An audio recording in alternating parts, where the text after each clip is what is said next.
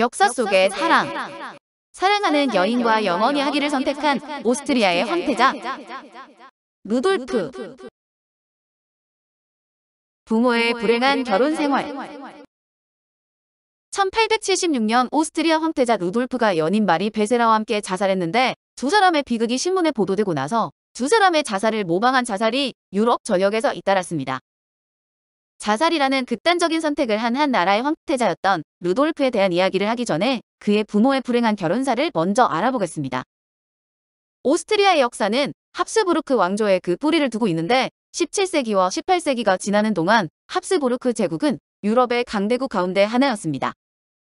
그러나 나폴레옹에게 패한 후 신성 로마 제국이 해체되고 넓은 영토의 게르만, 헝가리, 유대인 등 다양한 민족과 인종 간의 충돌로 쇠락의 길을 걷게 되었습니다. 그 중심에 오스트리아의 마지막 황제였던 프란츠 요제프가 있었고, 그의 아내이자 루돌프 황태자의 어머니 엘리자베트는 유럽에서 가장 성대했던 오스트리아 합스부르크가의 마지막 황후였습니다. 19세기의 다이애나라고 불리는 그녀는 당시 유럽의 모든 왕실을 통틀어 가장 많은 사랑과 미움을 동시에 받았던 여인입니다. 1848년 12월 프랑스 이월 혁명을 시발점으로 촉발된 빈의 3월 혁명이 오스트리아 제국 곳곳에서 번지고 있던 시점에 프란츠 요제프 1세는 18의 나이로 오스트리아 황제가 됩니다. 그는 집권 초기에는 신중한 보수주의적 개혁 정치를 펼쳐나갔지만 즉위 초 실제로 강력한 권력을 휘두르고 있었던 것은 그의 어머니 소피아였습니다. 프란츠 요제프는 어머니의 권유로 그의 외사촌 헬레네와 결혼을 할 예정이었고, 1853년 헬레나는 청혼을 받기 위해 온 가족이 바트이슐 휴양지로 향했습니다. 당시 23살이었던 프란츠 요제프는 조용하고 정숙하면서 낯가림으로 부끄러워하는 헬레나에게 매력을 느끼지 못했고, 그녀의 15살 난 여동생인 엘리자베트에게 반하게 됩니다. 어린 엘리자베트는 자신이 황후가 될 수 있다는 생각에 설레며 프란츠 요제프에게 호감을 표했고, 그 이듬해인 1854년 4월 두 사람은 소피아의 반대를 물리치고 결혼을 했습니다. 그러나 어린 나이에 황후가 된 엘리자베트는 어린 시절 시골에서 자유롭게 자란 탓에 보수적이고 경직된 비엔나 황실에 적응하지 못했습니다. 시어머니이자 이모인 소피아의 강압과 속박이 그녀를 숨막히게 했는데, 소피아는 엘리자베트에게 궁정에 맞는 예법을 익히게 하여 자신의 입맛에 맞는 황후로 만들려고 했습니다. 걸음걸이, 몸짓 하나하나 간섭을 했고, 엘리자베트가 조금이라도 실수를 하면 호통을 치고 몰아붙였는데, 엘리자베트는 이모이자 시어머니인 소피아를 두려워했고 급기야 증오하게 됩니다. 엘리자베트는 연달아 두 딸을 낳았는데 두 공주의 양육도 시어머니 소피아의 몫이 되어 친모인 엘리자베트는 딸들의 얼굴조차 자주 보지 못했습니다. 결혼 3년째가 되던 어느 날 엘리자베트는 소피아의 충고를 무시하고 두 딸과 헝가리로 여행을 하는데, 큰딸이 갑작스런 병으로 사망하면서 큰 충격을 받았고 궁전 생활은 더욱 어려워졌습니다. 그리고 엘리자베트의 맏딸이 죽은 지 1년이 채 되지 않은 1858년 황태자 루돌프가 태어났습니다. 그러나 엘리자베트는 산후 열병에 걸려 몸이 쇠약해졌고, 갓 태어난 아들 루돌프의 양육도 엘리자베트의 몫이 아니었는데, 시어머니와 다투고 싶지 않았던 엘리자베트는 순순히 아들을 내주었습니다. 그렇게 시어머니 소피아가 손주의 양육을 맡았고, 엘리자베트는 맏딸의 사망 이후 아이들의 양육에 관심을 끊어버렸는데, 이후 몸매 가꾸기에 몰입하게 됩니다. 엘리자베트는 풍성한 머리칼과 날씬한 몸매, 아름다운 얼굴을 가진 황후로 당시 유럽 최고의 미녀로 찬사를 받고 있었습니다. 시어머니 소피아와의 불화, 엄격한 궁정 생활의 부적응, 헝가리 여행 도중 사망한 맏딸 등의 일로 엘리자베트는 정신적 고통을 겪으면서 미모를 가꾸는 것으로 스트레스를 풀고 있었던 것입니다. 엘리자베트는 미모 가꾸기에 과하게 집착하고 있었는데, 귀한 우유로 목욕을 했고 황후 최초로 궁전의 피트니스 센터를 짓기도 합니다. 합스부르크 황궁의 온 미국 대사가 본국의 어머니께 엘리자베트의 외모를 극찬하는 편지를 보내기도 했는데, 주변의 감탄이 그녀가 외모에 더 집착하게 만든 부분일 수도 있을 것입니다. 학대 소외 성장에 반항적인 청년으로 자라는 루돌프.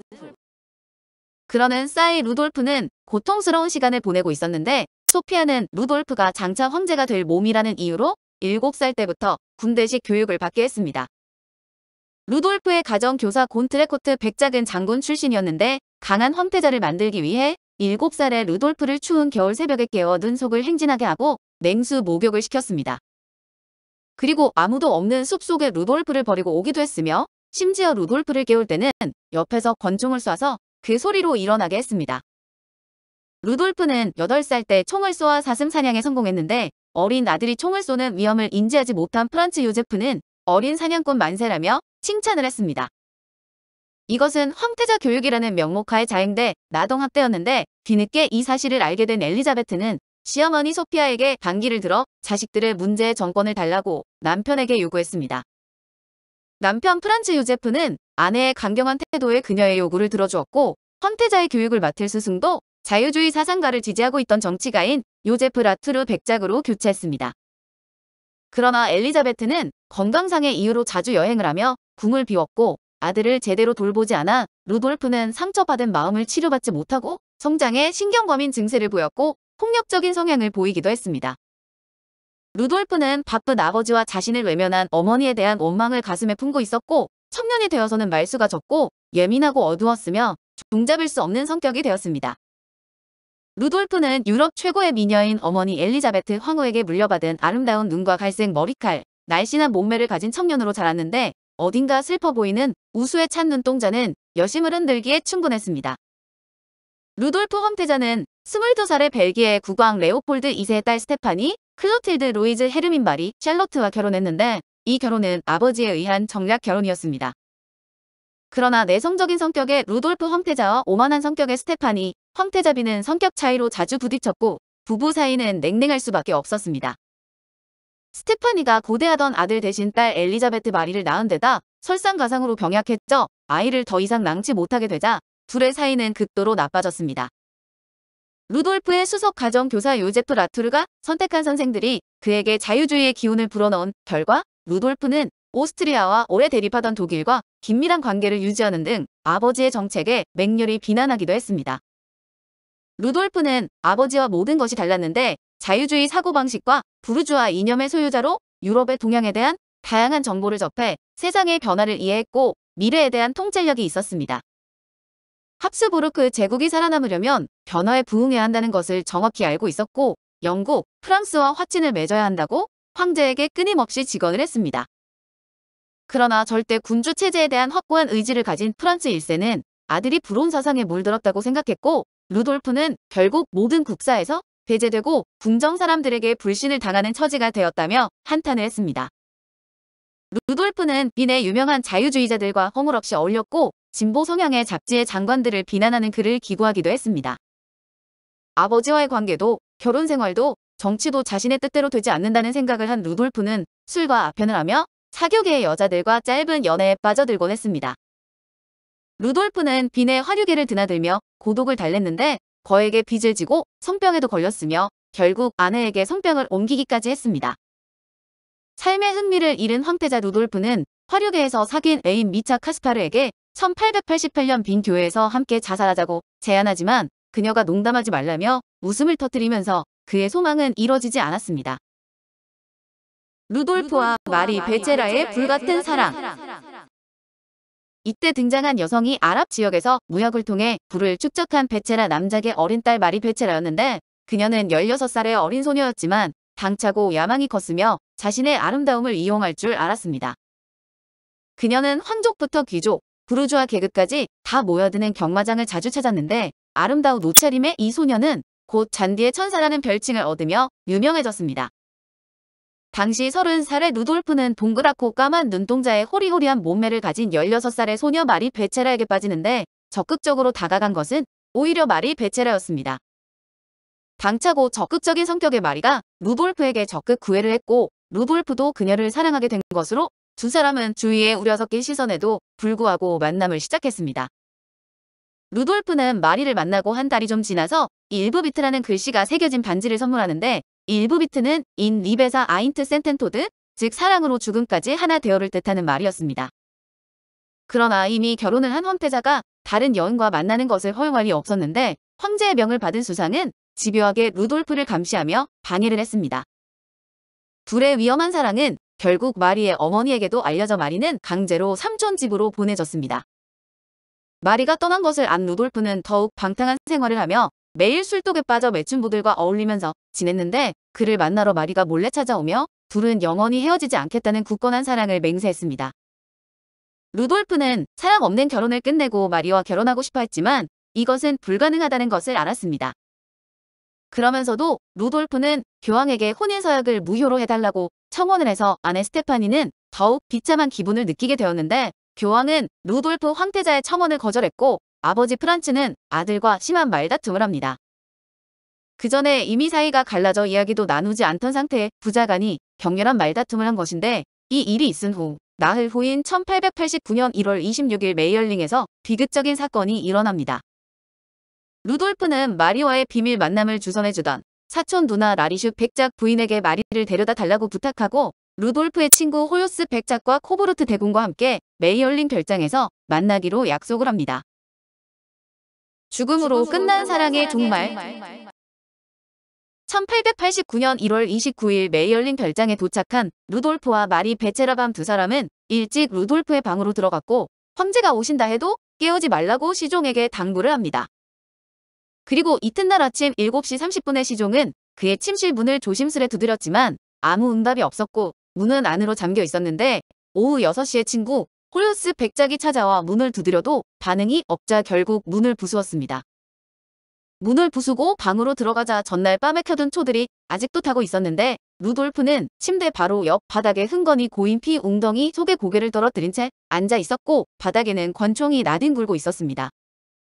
침대 위에는 속옷 차림의 마리 베체라가 장미 한 송이를 움켜쥔 채 반드시 누워 있었는데 그녀의 왼쪽 관자놀이에는 총탄이 관통한 흔적이 남아 있었습니다. 두 사람은 동반 자살을 한 것으로 루돌프는 가족, 친구들에게는 몇 장의 작별 편지를 남겼지만 아버지 프란츠 요제프 1세에게는 그 어떤 편지도 남기지 않았고 마리는 어머니와 언니에게 유서를 남겼습니다. 1889년 1월 30일 아침 황궁 안에서 엘리자베트 황후는 그리스어를 공부하고 있었고 마리 발레리 공주는 노래 레슨을 받고 있었으며 프란츠 요제프 1세는 서재에서 일을 하고 있었습니다. 그때 마차 한 대가 황궁 앞마당으로 달려왔고 호요스 백작이 마차에서 뛰어내렸는데 그는 엘리자베트 황후를 만나 황태자 루돌프가 마리 베체라와 황실 사냥터 별장에서 죽은 채 발견되었다는 말을 전했습니다. 엘리자베트 황후는 비틀거리며 황제 집무실에 들어가 아들이 마리 베체라에게 독살당했다고 말하는데 큰 충격을 받아 아들의 자살을 믿지 못해 독살당했다는 말을 한 것입니다.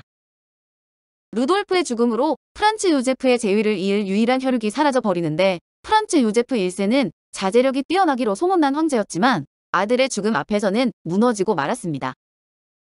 그러나 프란츠 요제프는 정신을 차리고 아버지로서 황제로서 해야 할 일을 하기 시작했는데 아들이 마리 베체라를 살해했다는 소문이 퍼지기 전에 마리의 시신을 빼돌려 근처 공동묘지에 은밀히 매장했습니다.